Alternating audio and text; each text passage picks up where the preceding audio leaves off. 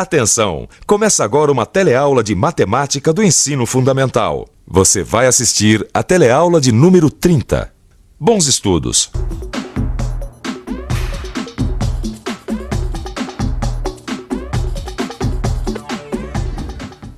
Uma das vantagens da televisão é que ela pode mostrar uma coisa de vários ângulos.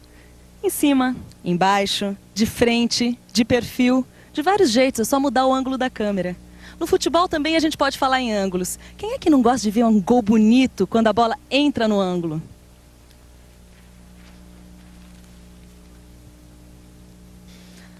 Mas se a gente quiser falar em ângulos corretamente, o melhor mesmo é assistir nossa aula de matemática de hoje. Vamos lá?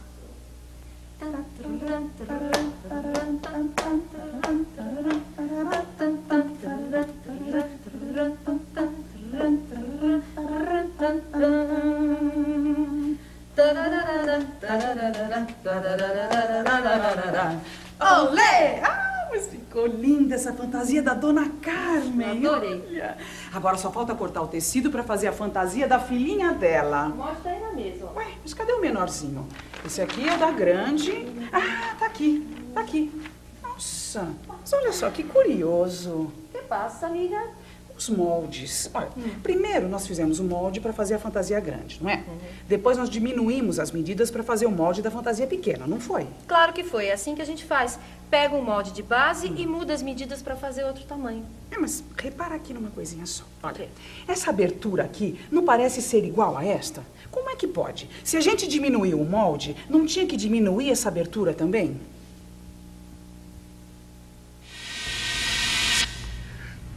Para responder essa dúvida, nós precisamos primeiro saber o que é ângulo. Você pode não ter reparado, mas nós já vimos algumas coisas nesta aula que podem ajudar a gente a saber o que é ângulo. Lembra desta cena?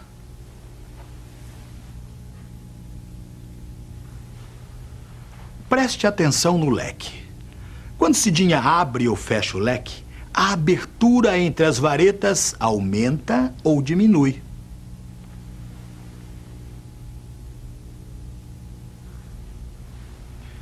Guarde essa imagem na cabeça. Guardou? Ótimo! Vamos voltar agora à confecção das nossas amigas, prestando atenção em alguns detalhes.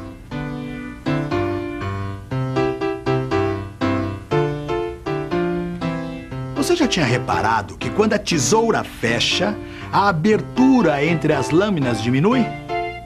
E quando ela abre, essa abertura aumenta. Para desenhar círculos, nossas amigas usam um instrumento chamado compasso. Para fazer um círculo maior, é preciso aumentar a abertura entre os lados do compasso. Os ponteiros de um relógio se afastam e se aproximam conforme a hora. A abertura entre os ponteiros também aumenta ou diminui conforme a hora.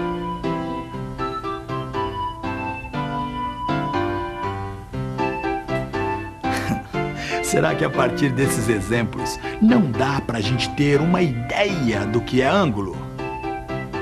Vamos pensar um pouco. Vamos pensar um pouco. Vamos pensar um pouco no que é ângulo. Deixa eu começar pelas coisas que eu já aprendi. Eu sei o que é plano, o que é reta e o que é semi-reta. Se o ângulo tem a ver com a abertura, eu posso fazer o seguinte. Posso traçar duas semi-retas a partir do mesmo ponto, da mesma origem e que não coincidam. Assim,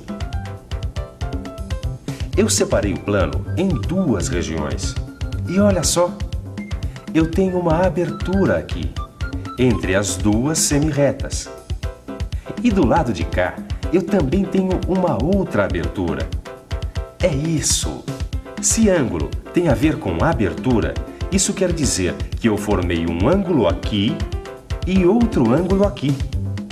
Isto é ângulo.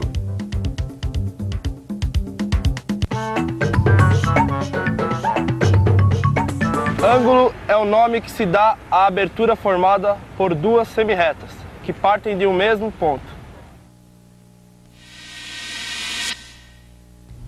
Entendeu? É simples. Em matemática, a gente chama de ângulo a abertura formada entre duas semirretas que partem do mesmo ponto. Olha só.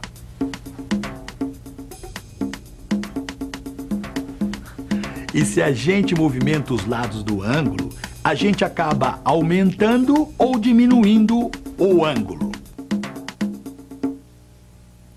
Olha aqui que interessante. Entre a viga e o muro, eu tenho um ângulo. E entre a viga e o chão, eu tenho outro ângulo. Os ângulos estão espalhados por todos os lados.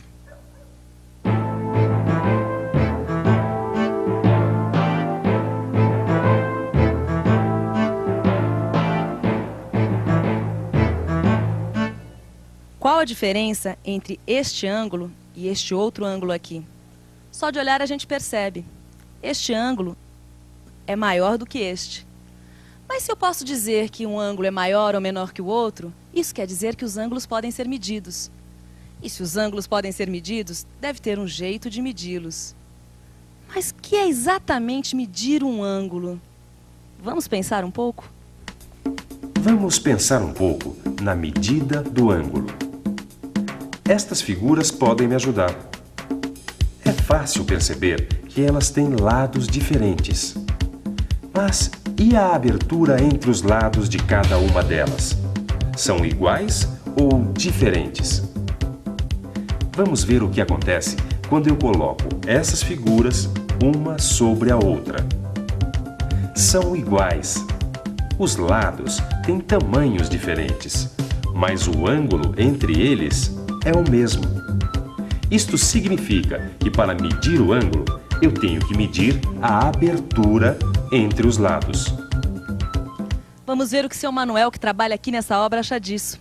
Seu Manuel, você concorda que medir um ângulo significa medir a abertura entre os lados? Perfeitamente. Mas como é que eu meço essa abertura? Em centímetros, em milímetros? Tem uma medida padrão de ângulo? Tem uma medida padrão de ângulo que é o grau. A gente diz que o ângulo tem 30 graus, 45 graus. Mas como eu coloco isso no papel? Ah, é assim, ó. Com esse sinal, você lê 30 graus. Ah, igual que a gente faz com a temperatura, não é? Esse círculo pequeno do lado do número quer dizer grau. Isso mesmo. Mas como é que eu faço para medir os graus de um ângulo? Não deve ser com o termômetro, né? Não, não. Nós temos um instrumento próprio para isso, que é o transferidor. Eis aqui, ó.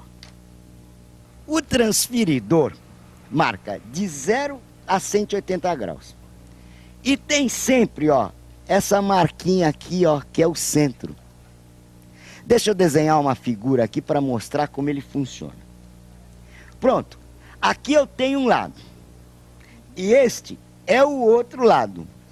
E este ponto aqui, ó, é o vértice. O que eu preciso medir é a abertura entre estes lados. Então eu coloco o centro do transferidor bem no vértice do ângulo. E alinho o transferidor certinho com um dos lados do ângulo. Aí é só ver onde é que está o outro lado. Olha aqui, 40 graus. Mas me diz uma coisa, existe algum tipo de ângulo que é mais comum do que os outros? Existe sim, ó. Este aqui, ó. O ângulo de 90 graus, que nós chamamos o ângulo reto. É verdade. Só aqui tem uma porção de ângulos retos. Na porta, na janela, nas paredes, nos cantos.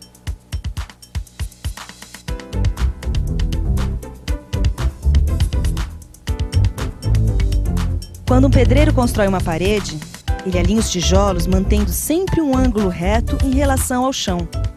Numa casa ou em qualquer outra edificação, é importantíssimo que as paredes fiquem sempre retas, ou seja, formem um ângulo reto com o chão. Certamente você nunca viu uma casa assim. A menos que você tenha ido para a Itália, que nem esse amigo meu que mandou esse cartão postal da Torre de Pisa. Como o ângulo reto é o mais utilizado, todos os outros ângulos foram classificados a partir dele. Os ângulos podem ser menores que o ângulo reto ou maiores que o ângulo reto.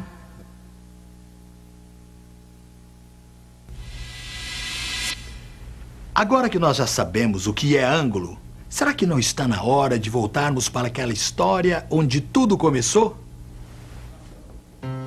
Agora ficou claro, Cidinha. Olha só, os lados deste molde são maiores que os deste aqui. Mas o ângulo entre estes lados do molde maior é o mesmo ângulo entre estes lados do molde menor. Por isso a abertura é a mesma. Vamos tirar a teima? Como assim? Medindo o ângulo em cada um dos moldes com o transferidor. Vamos lá. Vamos. A gente coloca o centro do transferidor no vértice. Alinha com um dos lados do ângulo. E vemos onde vai dar o outro lado, certo? Aqui, 65 graus. Agora a gente faz o mesmo no outro. Olha só. 65 graus outra vez. Tá vendo só? O mesmo ângulo. Agora está tudo muito claro, amiga. Hasta la vista, companheiros. Olé! E atenção, se liga aí que é hora da revisão. Na aula de hoje, você aprendeu que ângulo é o nome que se dá à abertura formada por duas semi-retas que partem de um mesmo ponto. Aprendeu também que para medir um ângulo, usamos um instrumento chamado transferidor. Quando nós medimos um ângulo, nós medimos a abertura entre os lados. E que a unidade de medida que nós utilizamos para isso é o grau. O ângulo mais comum é o ângulo reto. Olhe à sua volta e descubra quantos ângulos retos você vê. Vocês estão me vendo bem? Acho que não, hein? Será que não dá para pôr essa câmera no ângulo reto? Agora ficou bem melhor. Nada melhor do que a gente ver as coisas no ângulo certo. E nada melhor do que a gente ler o livro depois da aula. Quanto mais a gente estuda, melhor a gente vê o mundo. Até a próxima.